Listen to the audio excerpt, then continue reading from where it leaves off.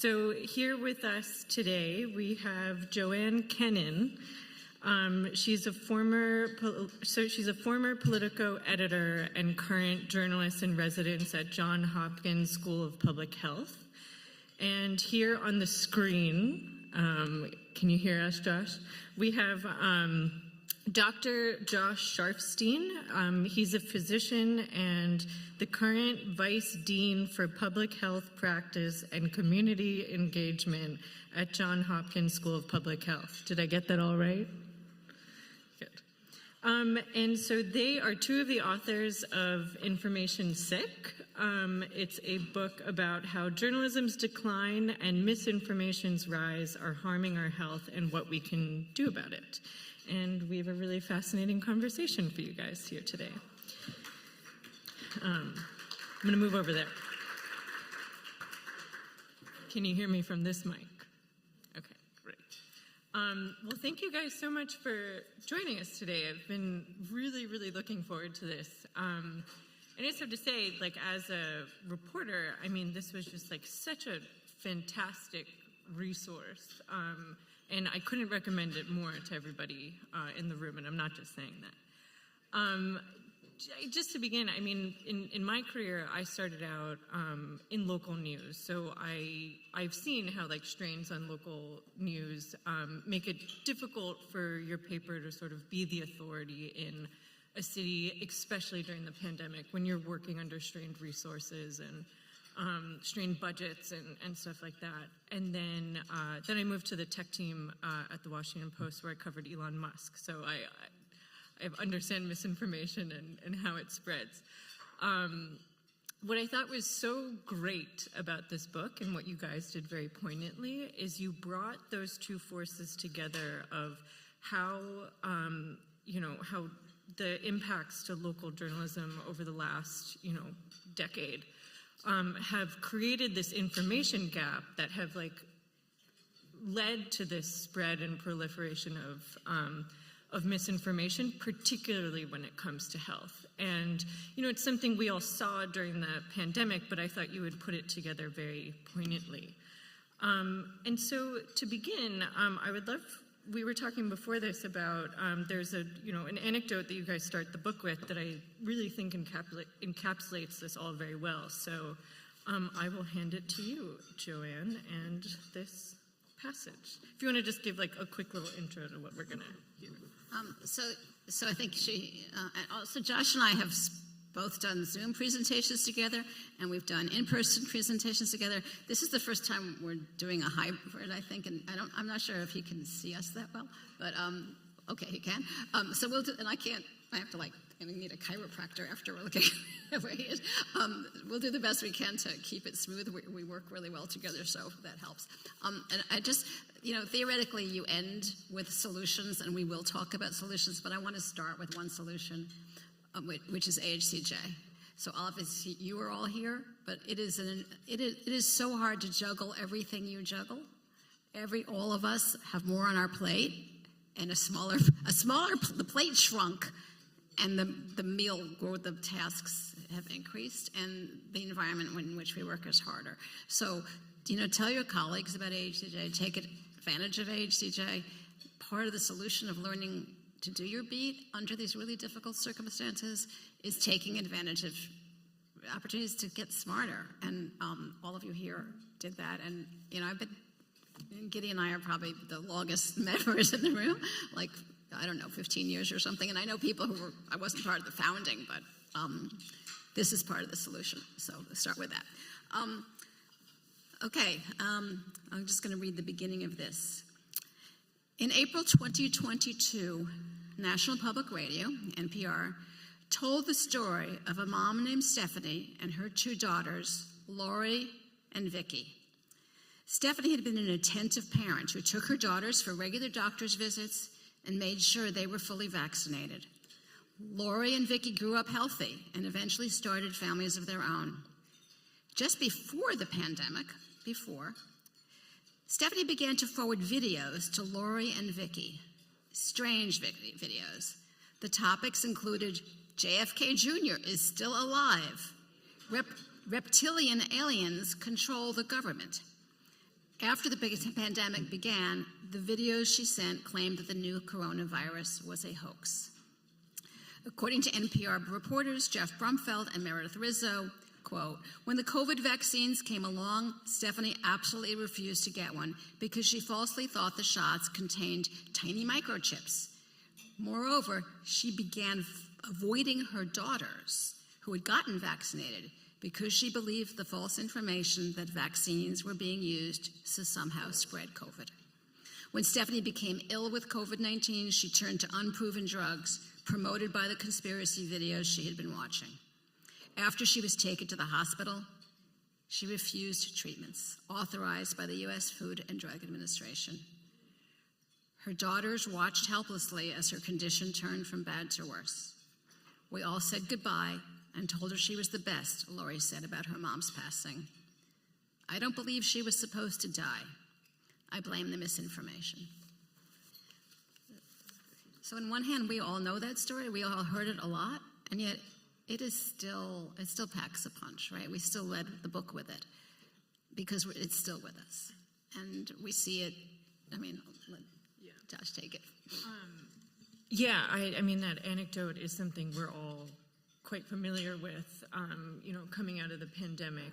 But that's what this book does so well, is it brings these anecdotes to light and gives the context as to why this has all happened and explains it in a broader context. And what you guys did was you had coined this term, information sick. Yeah.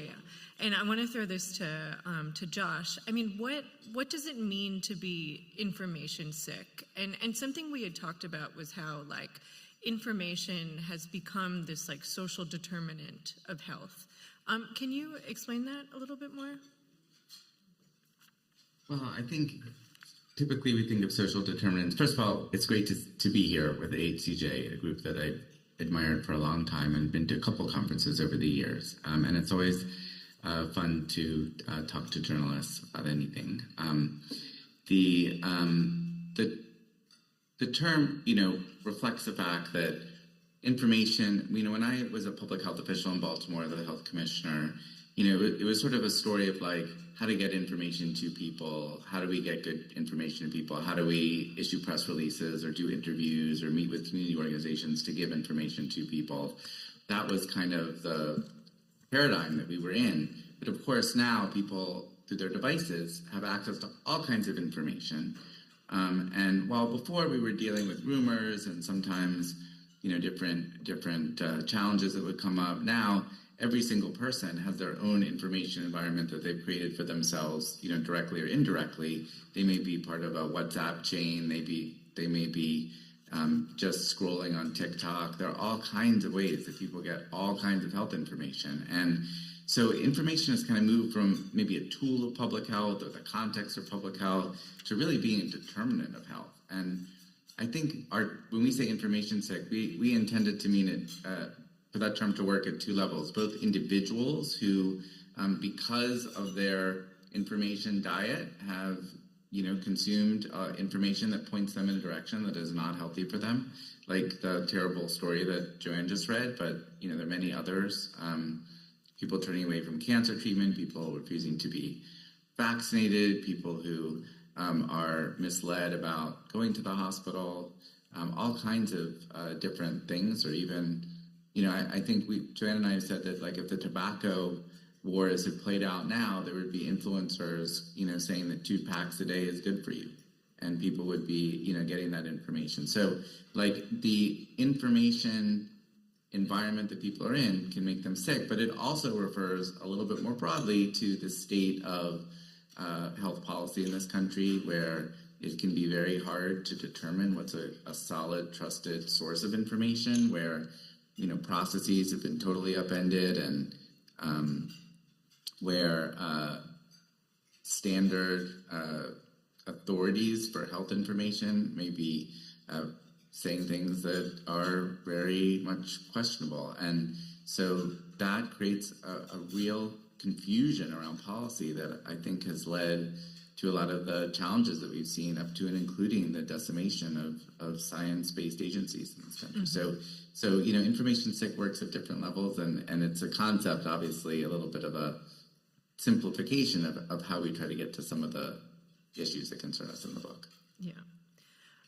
Josh, just to stick on you for a moment, as somebody in academia and who has also worked on the federal and state and local level, why was it important for you to be part of this book that was really exploring the impact of journalism's decline in local markets and how that's impacted misinformation? Well, I think I've had a strong intuition that it is not good when the local journalism really gets weaker. And when I was the health commissioner in Baltimore, the Baltimore Sun, I think I dealt with on a regular basis 5 reporters for health. It seems like absurd now that the Baltimore Sun would have 5 reporters for health.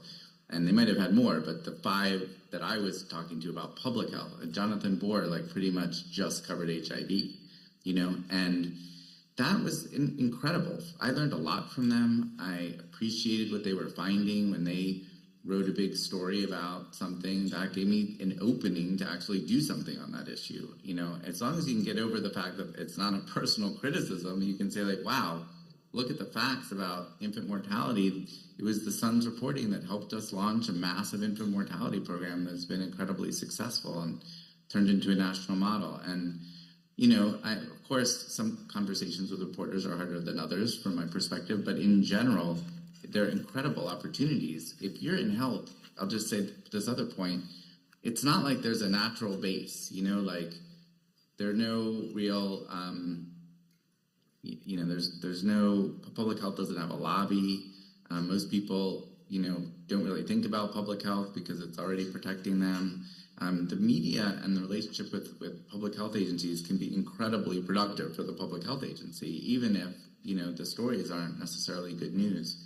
And then you see the withering away of journalism and how hard it is to get stories about, really critical issues. So, Joanne came to the school as a journalist in residence, supported initially by the Commonwealth Fund, and it gave us an opportunity to get to talking, and we actually taught a class for a couple of years about the intersection between health and public health and the media, and that eventually led to the book. But the parts of the book that are about journalism, I have a lot of intuition on, based on the trajectory that I've seen the media take over the last 20 years. Yeah, I met Josh initially as he was a source.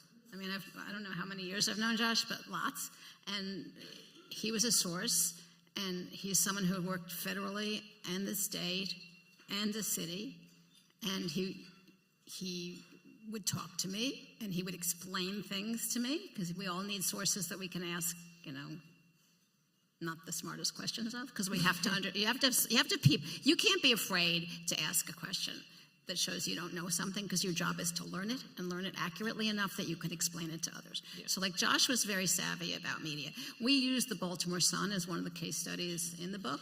There were actually 10 health and medicine reporters of the entire health. Baltimore's a big, between Hopkins and Maryland and all the hospitals, it's a big part of the local culture of the city and the economy of the city.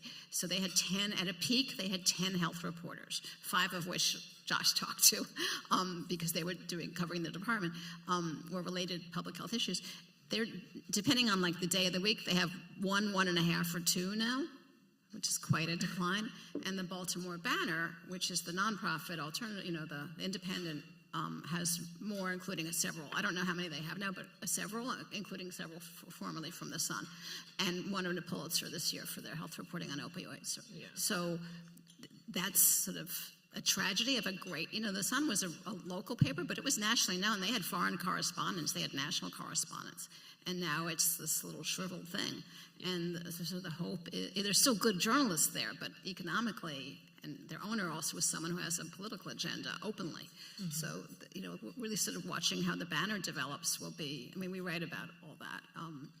As one of the examples. Just to even put a finer point on this of what has happened to journalism in the last couple of years, you had cited this really depressing. And it's gotten more depressing since then. Yeah. So I'm going to depress all of you. So according to the Pew Research Center, 40,000 journalists, most of them local reporters, lost their jobs between 2008 and 2020. And yeah, and as you say, the shrinkage continues. One thing that you would, so something about that you guys spent a lot of time on this book is solutions. And, you know, a lot of us, we're very well acquainted with the doom and gloom of the state of journalism. But what I think makes this different is that you actually start prescribing actionable things that we can do. And so for one of them, I wanted to ask you, there was this point in the book where you had talked about this one community where they primarily get their news from WhatsApp. And again, something I knew in concept, you know, I see how my parents interact with WhatsApp and everything, but to actually see that this was the main source for this community. Well, more than one, but yeah, start with Josh. But how, like for the people in this room, I mean, how do we reconcile with that? Like, what is there to do as a journalist when, you know, that's what you're contending with, where, you know, you spend all this time fact checking and all that stuff, but then people are getting their news from WhatsApp? What are we to do, Josh? So let me just say that this illustrates a point that I think is like a meta point of the book. And I'm excited to tell you all this, although I'm somewhat glad I'm not in person with you because maybe you will hate the idea. But I actually think that public health and journalism at this point have, in a sense, a common enemy, which is that the information that people are getting is so flawed and so terrible. It makes people sicker. It hurts public health. It undermines the ability of journalists to do their job and have people get the news that you're writing. And that the environment for information that we're in is just terrible for the country, but also within the country for people who are working to get people good information, journalists, and people who are working to help improve their health. So there is a huge common interest. That does not mean we're like, you know, working together in some kind of way that requires people to give up their principles or their adversarial posture for public officials or anything that you know would do as part of journalism. But at the same time, recognize that there's something fundamental happening in the country that is bad for both of us. And I think the idea that people are getting their information from closed WhatsApp groups that have themes to them, like this is the WhatsApp group where everybody just posts whatever they can find that's negative about vaccines. So like there's no room in there for a nuanced conversation or like a give and take. It's just like that's how people are getting information. That's the information they trust. And any source, no matter how miserably, flawed it is, gets amplified to thousands of people. And there's no chance for either a normal journalism story or a public health official who has information to penetrate that. That's what I mean by like a common enemy. And, that as we get to like, well, what does it take to overcome this? I think that it's worth thinking about how public health and journalism can join forces in some respects. Again, respecting the individual role of journalists, and in any particular case, you're doing journalism the way that you want. That there is a bigger opportunity for people who are devoted to the country getting healthier and people who want Americans to have good information to find a common path. And I think the closed WhatsApp group exemplifies the challenge. The kinds of solutions maybe we can talk about a little more, but I'll stop here. Mm-hmm. One quick thing is like WhatsApp is by definition closed, right? So public health officials don't even have any insight into what is being communicated and to whom because they're closed groups. It can also be used for good. One of our students wrote an amazing term paper a couple of years ago. His religious community, which was sort of socially and politically conservative, and was skeptical of the media, but their faith leader was pro-vaccine. And what he would do would take a story like his congregants might not have trusted the New York Times or the Baltimore Sun, but they trusted him. So he put himself in what, you've all heard the phrase trusted communicator. He made himself the trusted communicator, and he would post a story from the New York Times about why people should get a vaccine, and he was saying, I think this is good and true, and another reason you should. So his community got vaccinated. and they use the mainstream media, but validated by a non-traditional source. But again, we have no idea how often this happens and how much is good and how much is bad, because, I mean, in my family, we have a extended family WhatsApp group, but like, it's not about health and vaccines. It's like, you know, pictures of my niece's fancy dining room settings all the time. Like, and we live in different countries. It keeps us together, but we're not discussing health or politics. I mean, how do we become that WhatsApp group? I mean, like, if you're, you know, a lot of us are national reporters, local reporters. I mean, how do we get that credibility of that community leader in that WhatsApp group? Is it fact-checking? Like, what is it? Well, we don't have it. Go ahead. I don't think public health officials have it. I don't think journalists have it. That's what I mean by, like, the communications environment, the information environment is flipped.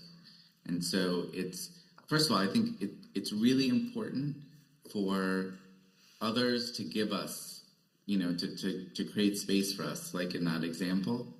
And that means different kinds of partnerships, often in the real world. You know, it was actually public health department and the pediatrics departments that did a lot of outreach to the faith community that inspired the faith leader to post on WhatsApp. You know, so if you think about it, like, you know, for public health, a field that sometimes can feel a little bit abstract and people like looking at numbers and figuring out where the trends are going, this is really a call to action to get out there into communities and be working much more closely with all kinds of different local leaders, because we're getting crushed in the online battle right now. And I think we have a much better chance if we go back to some of the roots of public health and make connections so that we don't have like a single person talking about things and getting ignored, but we have many, many people who are able to do that. And I think the communities that were really able to mobilize around vaccine information at a community level, like Baltimore, with hundreds of community health workers and local organizations engaged, you know, had much higher vaccination rates and did much better. It's sort of a little bit of a model for doing more in person. But I think we should combine that with being able to help people get access to good, trusted local journalism too. Mm-hmm. I think that one thing that, like, the people who study disinformation, the experts, they don't have answers. We can talk about what they know and don't know in a little while. But I think one of the really important things to understand is what kind of information goes, you know, really penetrates, and then it gets what the researchers call sticky. Once it gets in people's brain, it stays there. It's really hard to extract it. We don't have, you know, whatever, like, neurological pitchfork we need yet. It hasn't been, or pincer or whatever. So, but what misinformation does, it appeals to our fears. It appeals to our anxieties. There's a lot of appealing to resentment and the other, right? If there's some online games that some of you may have played. The best known is called the Bad News Game. There are 5 or 6 of them, and we mention them in the book. I have not played all of them, and I'm really bad at them because I keep trying to be logical.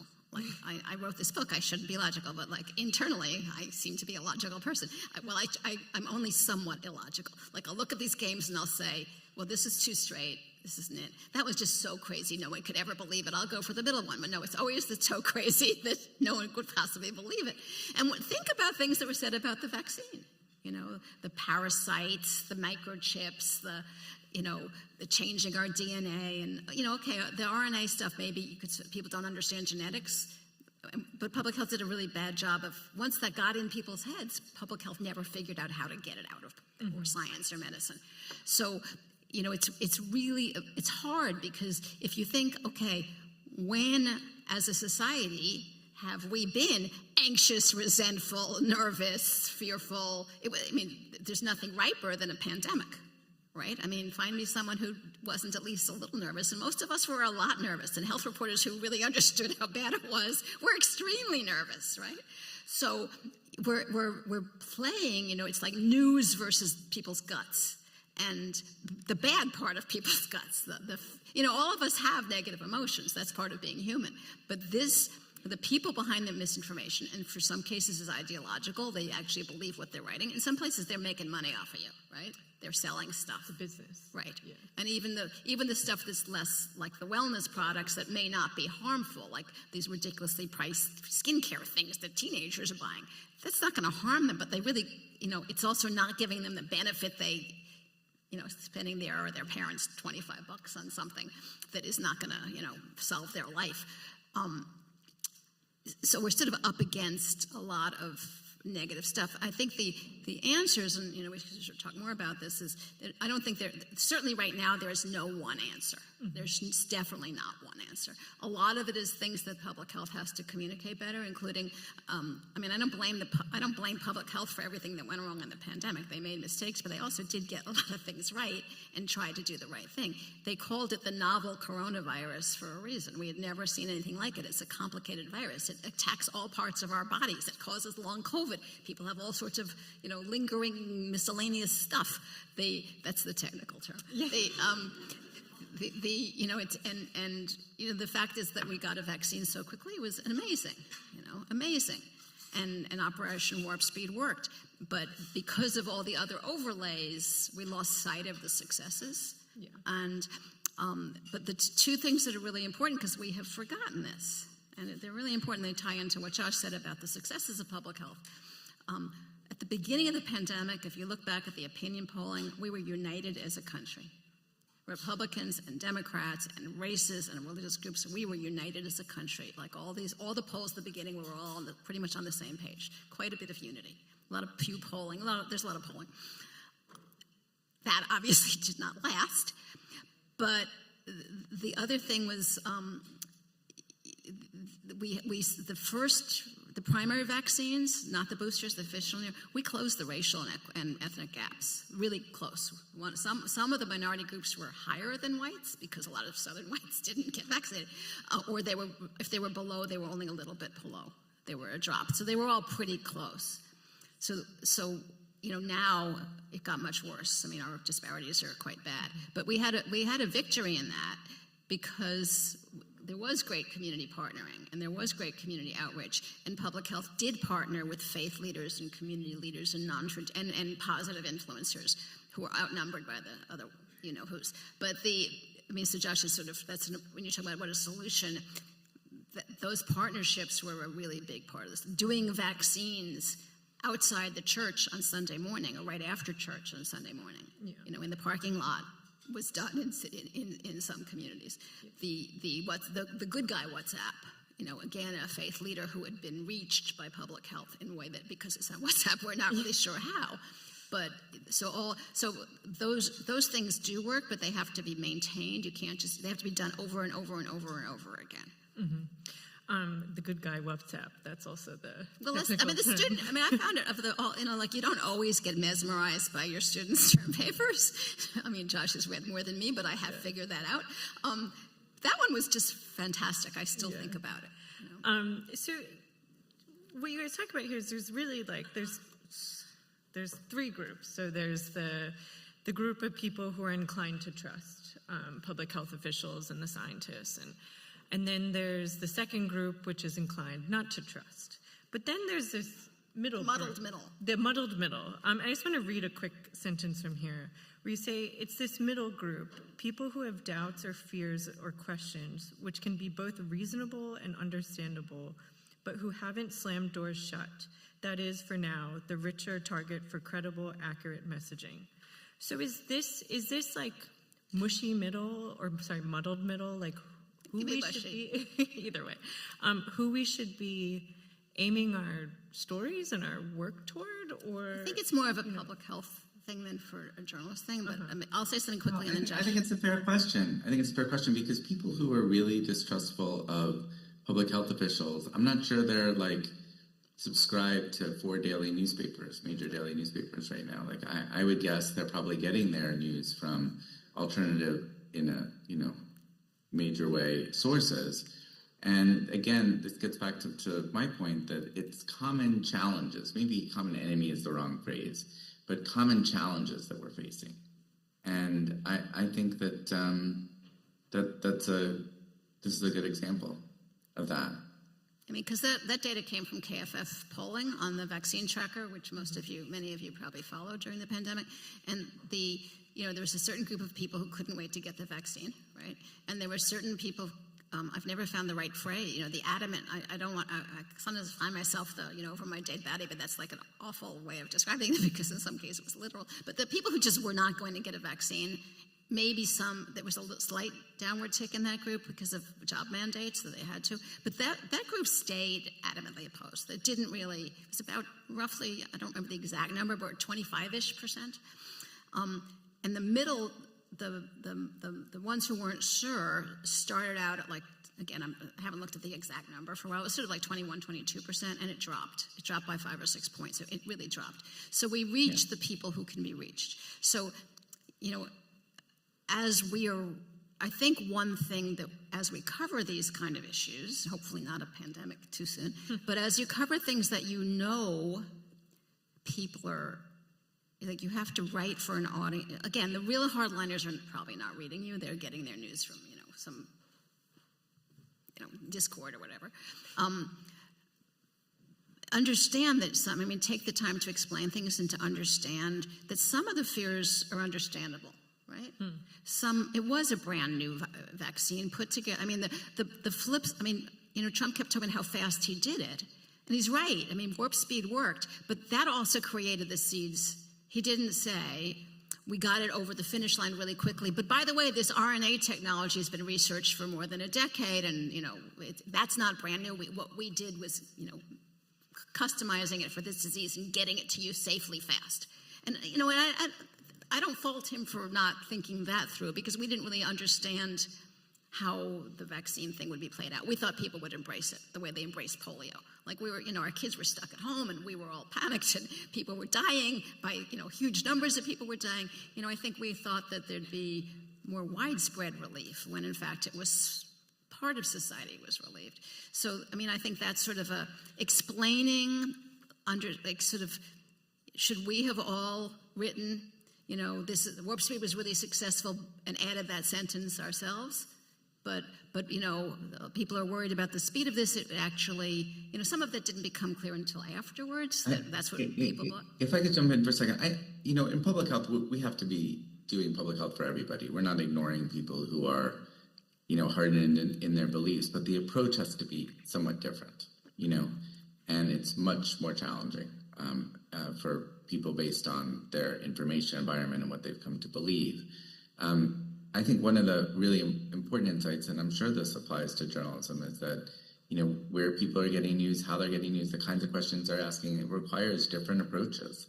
Just like in public health, we would, have a different message for someone who is enthusiastic about getting vaccinated to somebody who thinks could well be a huge conspiracy by drug companies and doctors. That just requires a completely different way of thinking about it and a different way of engaging with people. I think that's another common challenge that we have. How do we get through to people who are inclined to not believe us? Mm-hmm. And how do you make a difference? I remember, in the pandemic, I did some, community work in Baltimore as a volunteer. I talked to like 1 million people in addition to elected officials. And, I developed different ways of talking to different people. One of the things I actually learned from a community health worker was when people are, asking 1 million detailed questions that they picked up online about, well, how do you know about each ingredient in the vaccine? What about this ingredient? He just said, if you were going to get vaccinated, who would you get vaccinated for? And that, fundamentally changed the way people responded to the question. And I picked that up, and I had a lot more success with that. How do you talk to people? Most people are arguing with themselves sometimes, and they have arguments on different sides. How do you get them to articulate, well, actually, I would get vaccinated for my mom because she has a chronic illness. I'm worried about her getting sick. If I were to give her COVID, then that opens up a whole different kind of conversation. Mm-hmm. So, I think there are common challenges, and I think by writing this book from two different perspectives, we could sort of draw some of those out. And one other brief thing, we're in this conversation and in many of the talk, Sasha, Jen, we talk a lot about the collapse of local news because it's really damaging to communities, not just health communication. I mean, it really damages health communication. We talk about the pressures on a young reporter who's suddenly covering 5 beats. And if you don't know, if 10 years ago maybe a small paper wouldn't have had a health reporter, but they would have maybe had someone who covered health education and one other thing, and now they're covering 8 or 10. Right? So if you don't have the expertise and you also don't have an editor who can mentor you because they're gone, you're much more likely to do false equivalence. You're much likely to put the doctor next to the charlatan, and because you don't really have that expertise. But we also write a lot about the political. National news doesn't cover policy. It's all horse. It's not all horse race, but it's a lot of horse race. It's a lot of politics. It's a lot of who's up, who's down. Like what's going on right now with the ACA. I mean, that has ripple. It's not just the individuals who are going to face higher premiums or go uninsured, but that has ripple effects for the entire health system when there's a jolt like that. And basically, most of the news right now is the Democrats cave, the Republicans won, or some papers will say, but it'll switch again next week, whatever. But it's really I write a lot. I've written a lot. I've worked at Politico for 10 years. I've written a lot about the politics of healthcare. It is important because our elections often turn on healthcare, whether it's Medicare, ACA, whatever. It is a political story, but it is. I also write policy, and I also write narrative. It's not just who's up and who's down. And, sometimes you're going to be under pressure to sort of write that story, but you have to try to embed more. Yeah. Why is it up or down? What is it responding to? What need is it meeting? When I write a politics story, it's not a poll story. It's why is this happening and what is the impact? Yeah, this section, I'm glad you brought this up. You have a section called Gotcha that really stuck with me, and it was talking about just this. And it talked about an AHCJ, something that happened at an AHCJ convention, too. Right? I didn't underline that part, but of how this sort of gotcha style has spilled into health coverage and how that can be detrimental to the coverage. And you say, a political reporter might see a changing stance on a public health issue as flip-flopping or even prevaricating. One of those words you just read. That you know how to spell and you don't know how to say. Right. We all have them. But a health beat reporter is more likely to understand that it's just how science works. Knowledge is incremental and it changes.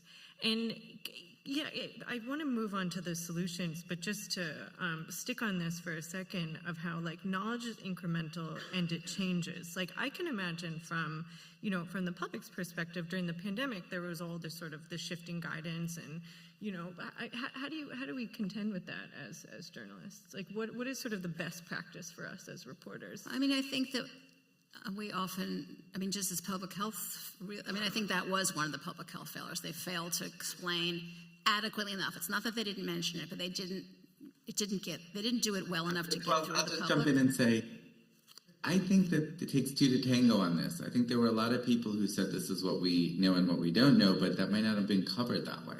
Right. So, but part of it, I think it's both. I agree with Josh, but go ahead. Yeah, no, that's all. Even Dr. Fauci would say this is what we know now, this is it, but it was Fauci says this was the headline, and it's very challenging to sometimes. I do think that, and this was sort of facilitated by the fact that people who had really hard takes on COVID, for example, were much easier to quote. So people who said we don't know, when's the right time for kids to be taking the masks off in school? It's going to depend on a few different factors versus they're going to be wearing masks forever, says public health official.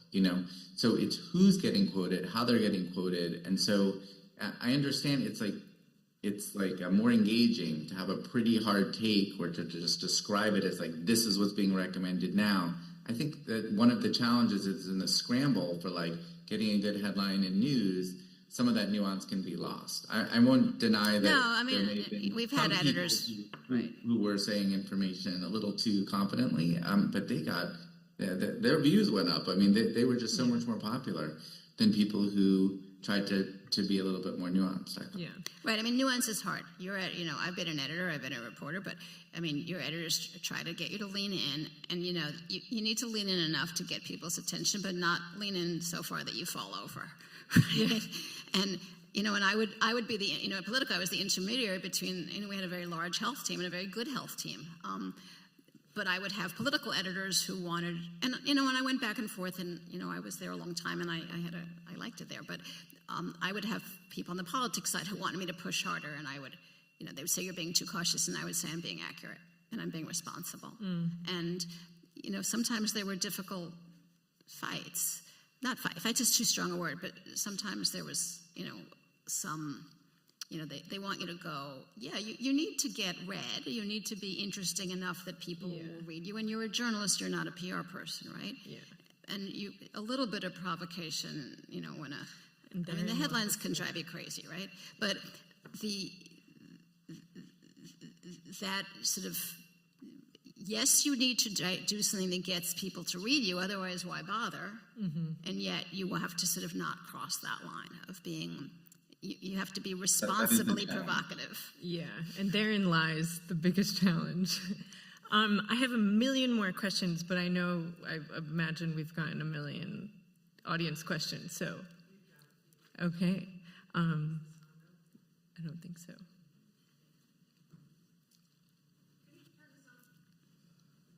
On. There we go. Okay. So I'm going to combine that. We got two very similar questions.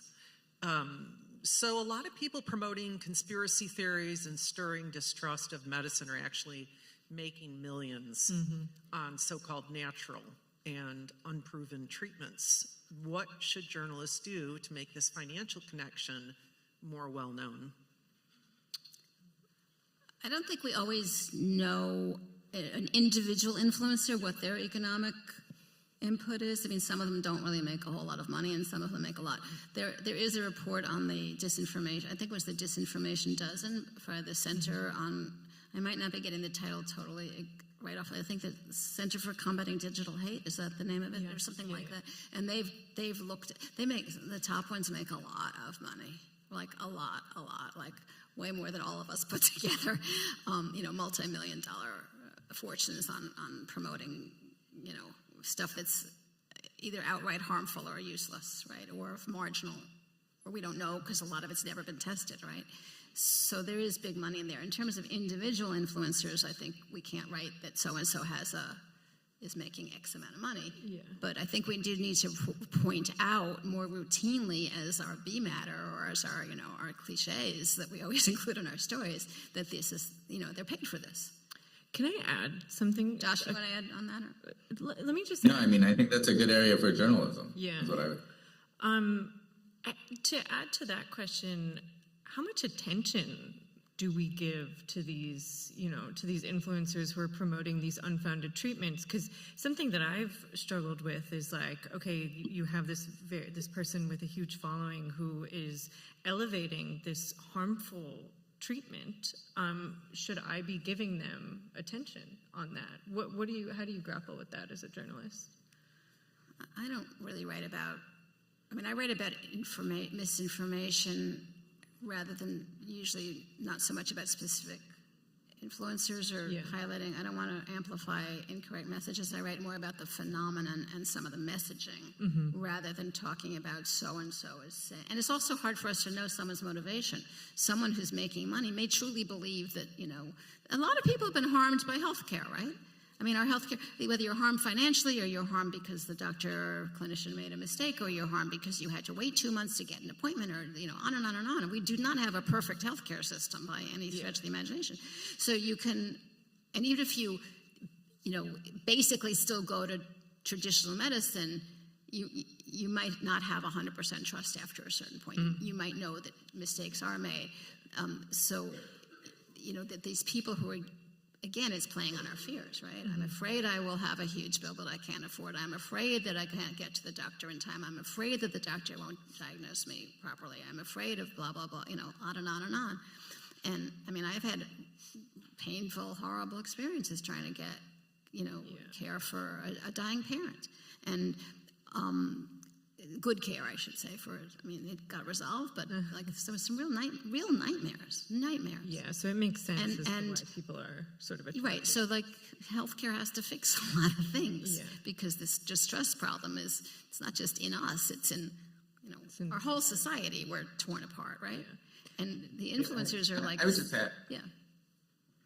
No, I was just going to say, I agree. I don't think it's a problem to write about people who are selling things online or making the case if they're popular. You know, it's a good thing for people to understand, because oftentimes, you know, journalists are educating the rest of us about what's actually happening in this world that we don't really see. I do think that it's important if there are significant financial incentives, just like you would cover a significant conflict of interest of a healthcare, you know, someone in healthcare, you should cover that significant conflict of interest in an influencer or someone online. Mm-hmm. And I don't think we write a lot about, generally, we collectively, I don't think we write enough. I don't think consumers realize how Wild West unregulated supplements and wellness products are. Like, they're just not tested. And that, yeah, some of them might turn out to work if we ever tested them, but the financial, we don't test them, right? And, you know, like creatine is in at the moment. Like, there are doctors who, there's some data that, I'm not an expert on creatine, so don't go home and say it. But, you know, there may be more. I haven't read the evidence. I mean, I know that hip surgery patients sometimes get it. So maybe there is pretty good evidence. Maybe there have been some, Josh might know. You know, maybe there is data on that. But generally, most of the stuff you see on you know, in the health food section and the health section, and there's not a lot of great data, and there's really, I mean, Josh worked at the FDA. There's very little regulation. Yeah. And I don't think our readers and listeners know. I think a lot of people assume that it is much more regulated than it actually is. I don't have data to show that. I think people don't realize that the stuff they're putting in their mouths and on their skin, we don't have, you know, we just have some person selling it saying it's okay. It's really alarming. Let's move on from. I would say it's a little bit more complicated from my perspective, but worth a panel discussion in its own right. There is some confusion about what FDA regulation accomplishes and doesn't accomplish, and there are definitely gaps in that regulation. Yeah, I mean, it says that you can't claim this, but you can. They still imply it, right? And it's not that it's like, there's a lot of stuff that hasn't been adequately tested. I mean, we don't know always about how drugs, you know, we think something works and more data comes in and it does, you know, all that. But there's a lot of these wellness products are not well tested. There's a million rabbit holes to go down on this topic. But I want to move on to another audience question. Next question. Are there data on if and how often people move from being in the group that trusts public health and medicine to the muddled middle? That's a good question. Did this play into why we lost unity in early COVID days? And are there strategies for ways that we can help prevent movement from trusting to muddled? It's a good question. Josh, you want to answer? I think one of the so a couple of thoughts on that. I think the reason we lost unity is that we are a very polarized country. I don't think it was maybe, you know, the minority of that problem was caused by things public health did, and the majority was caused by the fact that we're a very polarized country. It was an election year. It was a really difficult environment for any health to be done in. Something else I was going to say, but it'll come right back to me. So Joanne, why don't you jump? No, I think that the people who were really hardcore opposed, there wasn't a lot of movement. Not zero, but not a lot. So, you know, the people who sort of, I am not going to get vaccinated, that didn't budge a lot. So, and then I don't have data. I mean, Kaiser's KFF has done, they did the vaccine monitor. Many of you saw it, and a lot of this data on what I call the muddled middle was from their year. I think it was roughly a year of tracking vaccination rates and looking at who. So we do know that the really hardcore people tended not to budge. I mean, the figures went from like 25 to 24. It didn't go a lot. Yeah, I would say that one of the things, though, that we talk about in the book is the role of social media algorithms, where people, you know, see one video and then they're just fed a steady diet of conspiracy theories. And I think that does help move people in the wrong direction. And much more transparency about what people are actually experiencing on social media, what their trajectories are, how the algorithms work, is really important. And there should be research in how to do social media better so that doesn't happen. And this obviously goes well beyond health. I think the other thing, we quote Sarah Gorman's book, The Anatomy of Deception. It's a really interesting book because she talks about the relationship between policy and distrust. And the fact that people who've had really awful experiences with the healthcare system are much more ripe to distrust. So you could have somebody who trusts their doctor and then they get $1,000 bill, then they have to go into bankruptcy, and now they're like ready to imbibe a video that says, doctors are all self-interested and that's why they want you to be vaccinated. And she even tells the story of someone who became really disillusioned with the healthcare system in the United States and refused to get vaccinated, was a total conspiracy theorist on the vaccine, and then moved to Norway where she had free healthcare and got vaccinated, and then came back to the United States and became distrustful again. It was like a challenge. Recording stopped. Nope. So I do think that there are things that are in policy that can cause that shift, and there are things in the social media that can cause that shift, and it's a really good question how to combat that. Yeah. Do we have time for another question? Yeah, one more, I think. Okay. The question is, do you recommend reporters respond to reader emails that are full of misinformation? Or maybe that I could add, a little riff on this question, or how to engage with a reader email that is full of misinformation. And mean, which happens sometimes. I think it depends on how much email you get and, what the question is. There are people with reasonable fears, and there are people who are just conspiracy oriented, and I don't think you're... Recording in progress. That it's the sort of science of debunking is very embryonic, right? Like, we don't really know how to debunk. So the utility of going, you can sort of try it and see, but really be careful of how you word things. During the pandemic, there was a woman who had, I can't remember all the details. For some reason, I did engage her, and we ended up emailing for several months, and she ended up getting vaccinated. But she wouldn't do an mRNA, and I think she wanted Novavax, and it took forever to get Novavax. And I'm not quite sure what about her made me engage with her. I think it's because I think she had someone who actually had an adverse reaction to, if I'm remembering correctly, she had some problems with an earlier vaccine. And once, and I heard from her all the time, and I did answer her. And once she got vaccinated, I never heard from her again. She went off and presumably lived happily ever after. So I have trouble. I think it depends on the tone. Are they questioning and wanting information, or are they just in the screw you because you're trying to get me killed and you're a Nazi vaccine person? I've had all that stuff thrown at me, right? And if you think there's... Does that illustrate the common challenge? Because certainly public health gets those comments all the time. Yeah, but public health's job is a little different than ours. Like, do we engage one by one? I don't have a great answer.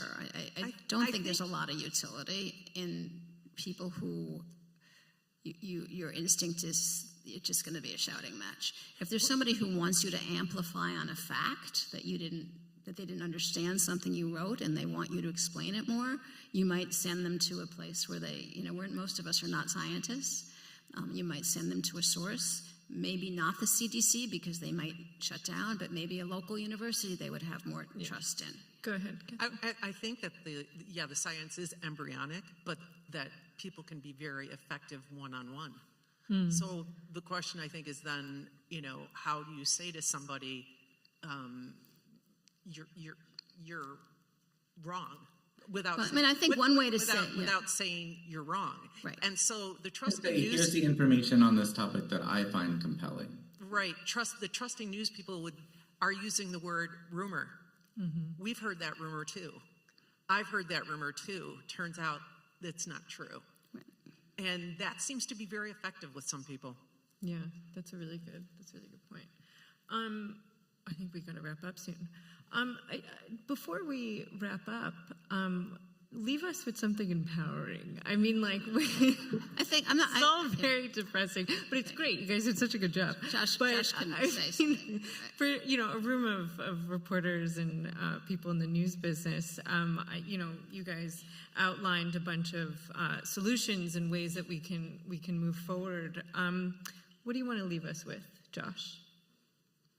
Well, one thing I want to leave you with is if for any reason anyone is writing about this, because I know everything is on the record at this conference, I should be described as a public health professor at Johns Hopkins and not as the vice dean, lest anyone get confused that I am speaking for the school, which of course. Right, so should call him a professor there. But more seriously for this question, it's a great question. I think that we were inspired in our class and in writing the book by the people who are doing great journalism on health in unexpected places that did not exist when I was a health official, for nonprofit sites, for local news sources, and I think that work, and particularly for me personally, the websites like the Trace, Capital B, 19th, they're doing really, really interesting journalism covering topics that weren't around before. And I see so much alignment between that kind of journalism and public health, using the information that's uncovered there to be able to help people understand what's going on and ultimately to use that understanding to drive change. So I think there are all kinds of different ways, whether it's embedding reporters in public health agencies, making sure that public health agencies are getting the great journalism that's happening as new forms of journalism arise. Like, we have a common challenge, and we should be at least sharing information so that we can each do our own jobs in combating. Right. I mean, our book is very narrative. It's full of reporters' voices. Like, it's full of reporters' stories. It's not a textbook. And the voices you hear are your colleagues and your friends. And we do have 2 chapters highlighting what Josh spoke about. One is for the nonprofit sector in general, and one is sort of nonprofits that are giving voice to communities that had not been heard. And we have a whole chapter on that. I mean, I've been a health reporter for a long time, and I guess I sort of feel like all of us should feel an obligation. Lives actually do depend on what we write. I think there are, like I began talking about what I've learned a lot from AHCJ. I mean, I was the first topic leader, and I did it for 10 years. I mean, I hope I helped some people understand things along the way. But I also have learned from this organization. And I think that the science of combating disinformation will emerge. I don't think there is a magic bullet. During the pandemic, you used to hear about Swiss cheese. Remember, like, no one public health measure was perfect, but if you put a few slices of public health cheese, you'll cover the holes and you'll have a robust response. I think that's what the fight against misinformation is. There'll be many things that emerge, and probably none of them will be great, but we are one great big slice of cheese, with holes. So, and what we do is hard and gotten harder. I mean, we have sources who won't talk to us anymore because they're afraid they're going to lose a grant or draw attention to themselves. I just wrote a tip sheet, which will come up soon, about what do you do when none of the scientists you called will call you back. So I think that I don't know about you guys, but I mean, I decided I was going to be a journalist when I was 7 years old. And in the community section, that community unit in 2nd grade, Josh keeps hearing this story. Yeah. I created the Teeny Town News and made myself editor-in-chief. Oh, there you go. Or editor. I don't know if I knew the word editor-in-chief when I was 7. And I think that we are part of the answer, and that we have to just keep doing our jobs and tell these stories in a media environment and a political environment that is ever more challenging, and keep winning our audience and keep winning our readers and keep winning our listeners, because we are not the voice of public health, but we are a voice that can amplify accurate messages from public. We're not their partners, right? I mean, Josh and I have had long conversations about, what does that look like? But he couldn't have brought down infant mortality in Baltimore, which he did, and his successor did, without the reporters, those 5 reporters he was talking about, going out and writing about how do we save the lives of babies, And he couldn't have done that with his own megaphone. He needed us, and he got it in Baltimore, and it was a really significant public health program, and one that, how great must it feel to know that you brought down infant mortality in your city, and that the reporters who wrote about it can feel that too. Yeah. So that's our job. Beautifully said. Well, thank you guys so much. This was fascinating. And can people buy? Are there copies? You all should have gotten a QR code in the mail where you can order it directly from Johns Hopkins Press, and there is a discount, I think, through the end of this week. I don't think they're going to pay that. And you get the discount there, but I think you have to pay shipping, but there is a discount.